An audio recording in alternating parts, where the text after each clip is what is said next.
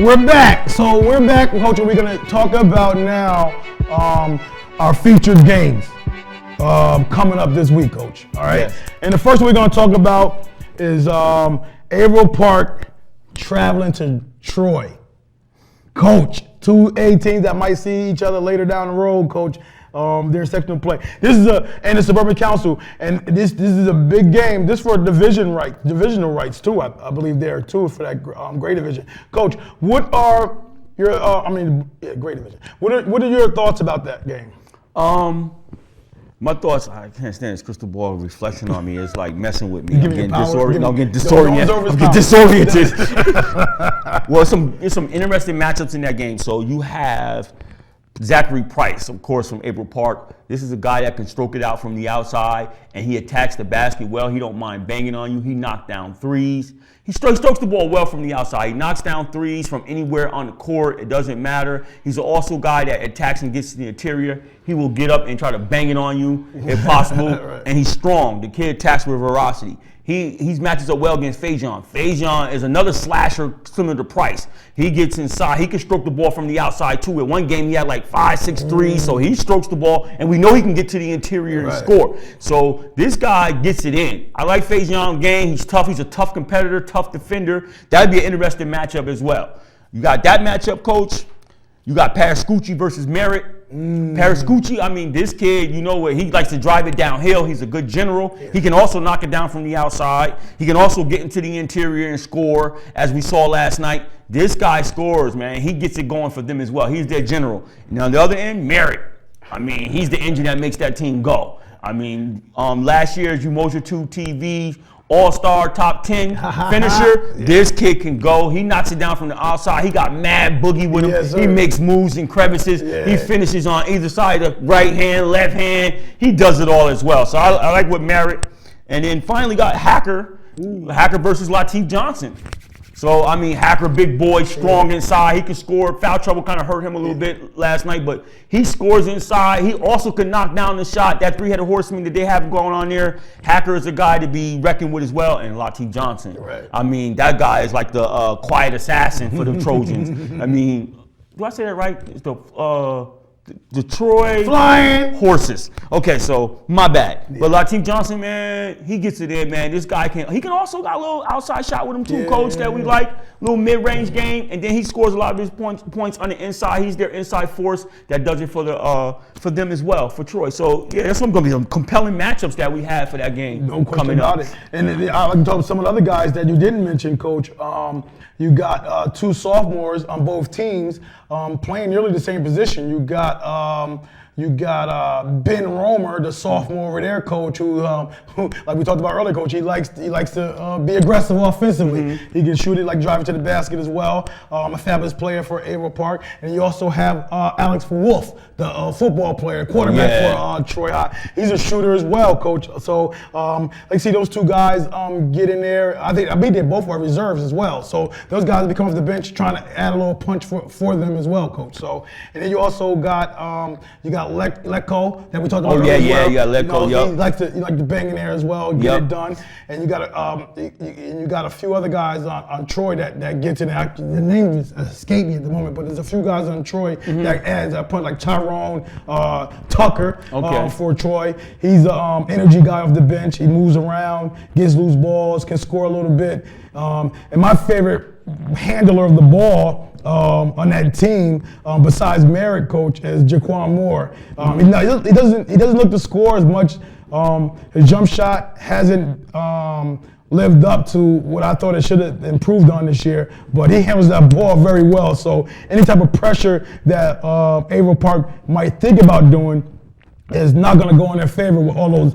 Even Lateef Johnson can handle the rock. You know what I mean? He can bring the ball up the floor. What I'm saying. Right. You know what I mean? So it's going to be very interesting game, strategy-wise, on what these both two good coaches, Coach. Yes. What they're going to bring to the table. I'm looking for seeing how that plays out. Yeah, that's going to be interesting to match how they match wits and game strategy. I mean, that's when we go and we sportscast these games. I mean, that's one of the things that we really pay close attention to is how do you strategize? Because coaching is one thing about knowing X and O's, but game adjustments is one of the biggest responsibilities of a coach. And we peep and we watch how well teams and coaches make adjustments during the game. That's right. And so this is going to be a really good matchup. I'm expecting April Park to go into a fierce environment.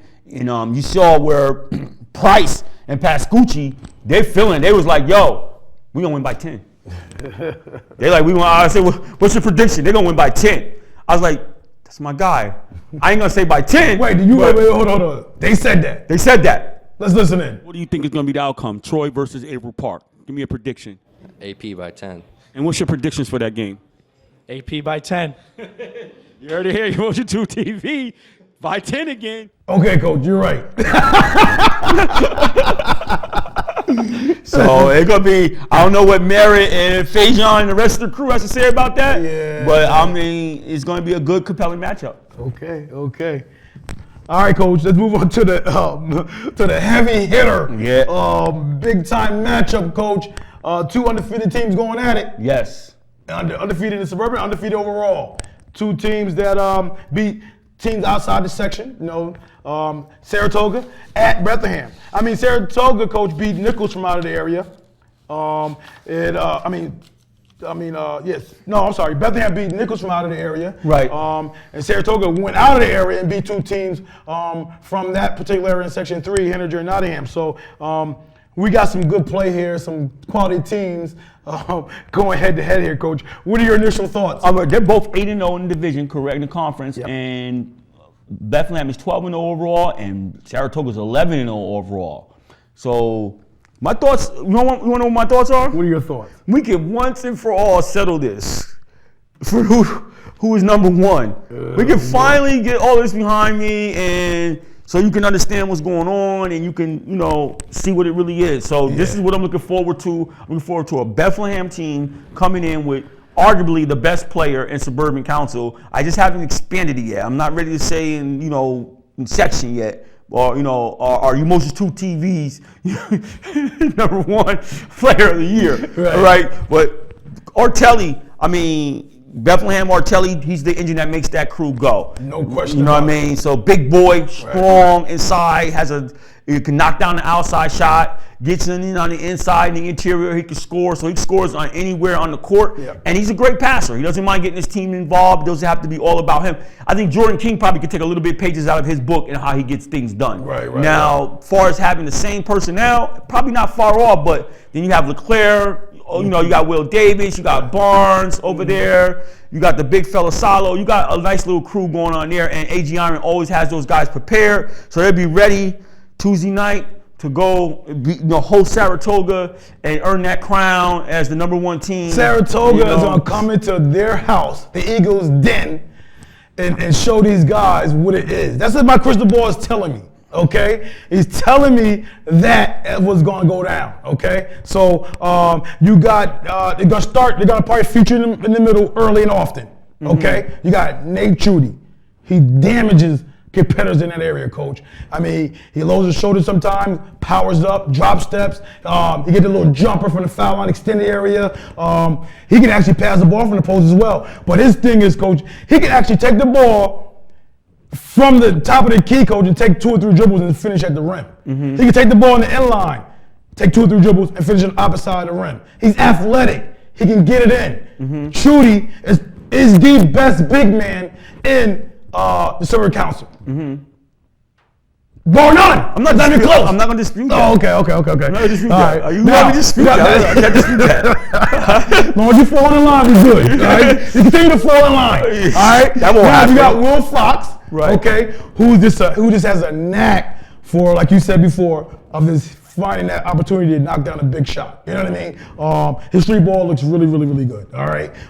Doesn't take a lot of them. That shows you the type of player he is, man. You know what I mean? I'm only gonna take it when I'm open, and definitely gonna take it when it's needed. You know what I mean? Right. So that's his ability. He's a great passer. He can pass the ball from anywhere in the court. He can push the ball on the break. All right. He rebounds the ball well. He blocks shots. He gets tips. He gets deflections. The guy is a fabulous player just to have on your team, coach. He's a hard worker. I can't say enough about the young man. Okay. Right. You also got Aiden Holmes. All right. Probably the top 3 scorer in this team. Probably number 2, right behind Chudy. If not, number 1. His game is starting to expand a little bit All more. right, don't speak too much in hyperbole though. Like number 2, number 3. What is he averaging? Probably under double digits or something like that. No, he's averaging double digits. Okay, all right. Yeah. Don't go crazy though. Okay. I like Aiden Holmes. He's a fierce competitor, but I don't want you out here, overblown. I didn't know I said 25 or something. Yeah, yes, how you was talking like he's a. I No, they're playing their team. Okay, right, yeah. On their team. Seriously, he's like a third lead scorer on their team. Okay. All right. So, why is he trying to get at me already? Just saying. All right. So you got Aiden Holmes, coach, who can hit the jumper. Mm-hmm. Okay. It hasn't been flown like he like it to, but it's been going down of late. But we know he attacks the rack. You know what I mean? Right. He can pass the ball well on the break. His defense is definitely something to be of note. He dives in there for loose balls, gets his nose in there. Strong player. Coach, can't say enough about him. Awesome. You know what I mean? Yes. You can just go on and on and on. But I think the biggest issue, the biggest thing I like about them is how they play together with the team camaraderie, chemistry, having all new 5 starting this year, and guys that's coming in. You got Marcus Davis coming off the bench, coach, providing an awesome punch for that team. You know what I mean? You got D'Agostino, who's starting the point guard for them, who can hit that shot. He's an excellent free throw shooter, knocking down free throws that are clutch against LaSalle. I mean, you got guys. See how you be going nutty, yo? He had 3 free throws and he missed the 2 of them. He had 3 free throws to shoot to make 1 to win the game in overtime with no time on the clock. And he missed 2 of them and made the last one. And here you talking on clutch free throws. That wasn't clutch. He could have missed all 3. If he'd have made the first one, it would have been really clutch. Coach, I got 3. They make 1. What do you mean? All right, so I want to build a suspense up. All I want to.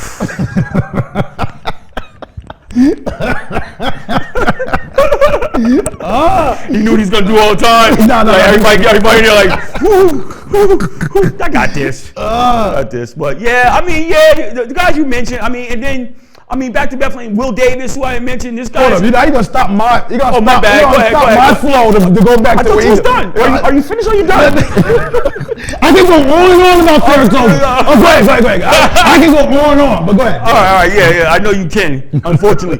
But here's the deal: you got Will Davis, a sharpshooter for the Eagles. This guy can, once he gets going, he lights it up real fast. So he can knock it down from the. What do you say? 3 birds with 1 stone. This guy constantly hit 3 birds with 1 stone. Yeah. Then you got LeClaire. You know LeClaire. He's the guy. You said Davis, right? Yes. He had 19 points against LaSalle. No, against Lansingburg. Yes. That game. Might have been over 20. Might have been 20. Yeah, I think it was plus 20. Yeah. So. But the first time they played, he had 0. Yeah, that even. So that tells you that he can not score. Oh, it was somebody. He can have a bad night. I mean, not even a bad night. I mean, he can have a horrendous night. You don't even get a bucket. That's how. Not even a free throw. That's not how they do it. Wow. That's not how they do it over the Eagles. Wow. That's not how they do it over in Bethlehem. Woo, That's not how they do it over. Lockdown City. That's not how they do it over in Bethlehem. It's whoever needs to step up at any given time, they will. It could be LeClaire. He likes to slash to the hole. He gets inside. He attacks the basket with a lot of ferocity and finishes and draws contact. And he can hit the outside shot. So he doesn't mind. And then Justin Barnes, if you get that little guard going, he's a tough competitor. He can knock down the outside shot. He also don't mind driving to the hole. He gets it done. You got Salo. You got the big fella in there. He like to bang down low inside. He'll be banging with Chudy down low inside. I didn't say he'll stop him. All right, don't give me that look. I just said he will bang with him. He will compete with him. That's what I said. All right. Okay. So you have those guys, and so they're ready. That's not how they get it done in Bethlehem. Whoever needs to step up at the time, who's gonna guard Chudy? Will step up. Solid. You know what I'm saying? So this is what I would do if I'm Coach A.G. Iron right now. I would flirt with the possibility of putting Ortelli on Chudy at different times of the game. I would try it out in the beginning of the game just to see how it looks, and maybe not totally stay with it the whole game, maybe come back to it at some point if the game is really critical. Because I'll be honest with you, there's not too many big men that can match up with Trudy. He's just too nimble and quick inside. I mean, he did that crossover and Trey caught the ball with like minimum room in the interior and crossed it over. Guard stuff. Some guard type play. You know what I mean? And then when he attacks like, yo. You know what I'm saying? So Keep talking about it. Yeah, go. No, we go. We stop right there. So what I'm saying is that what we could do with Artelli what we could do is big boy, 6'4", strong kid, like an ox. No doubt. Great leaping ability. Yes. Just as athletic as Trudy, if not more. So I would put a body on him and let him kind of battle with Trudy a little bit, see what Trudy could do against that. So you're gonna put Salo on Fox then? That wouldn't be a bad matchup at all, actually. That would be a bad matchup at all. I think that's a nice little wash right there. So if I'm AG Iron, I would flirt with that possibility because Trudy's a handful. Yo, I keep it real. Trudy's a handful, but coming into, the Eagles will be at home, #1 team. They will assert, do their thing or whatever. You got 5 new starters. This is going to be new territory for the Saratoga Blue Streaks. New? Yeah, it's new territory for them. Coach, they're 11-0 right now. This crew right here. New? Yeah, it's going They're to be new veterans territory. right now. You kidding me? No, the veteran team is Bethlehem. No, they're veterans right now. No, this is the veteran team is Bethlehem, returning a lot of starters, been there, done that, used to it. It's the Saratoga team who has been working to find their identity. Last game, they put it together a lot more so than they have in the past. And so they seem to be turning the corner, but guess what? This is going to get turned back. After this, you have to question yourself. Like, where do I go from here? I thought we was turning the corner. We made a U-turn. We made a U-turn. Coach, there's no way. I don't see any way. I don't see any. We got 5 minutes, Coach. I don't see any possibility of the Blue Streaks surrendering in this game. They don't have to surrender. They're going to be made to surrender.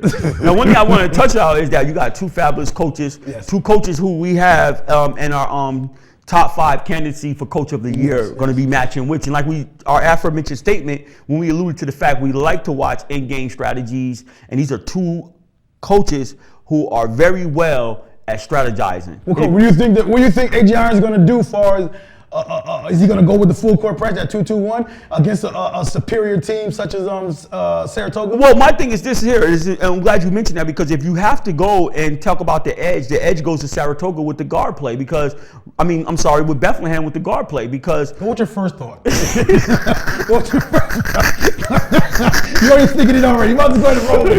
No, I don't want to be incorrect. I want to get things absolute here. But when you talking about extending the pressure, I tell you right now, Saratoga doesn't have a bona fide point guard.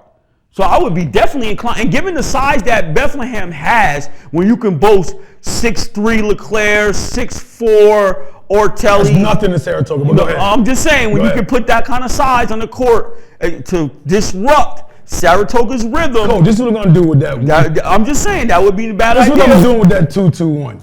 I'm gonna get the ball inbound because allow them for easy pass in. I'm giving the ball to Will Fox in the middle of that.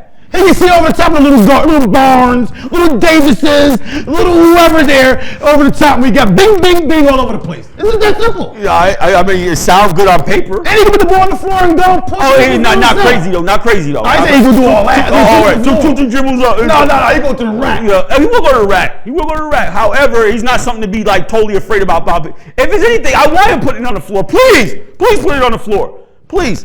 But I'm trying to tell you that won't be a bad idea. In the guard play, that might be something, an area where AG Iron might look to expose. However, Who's tougher?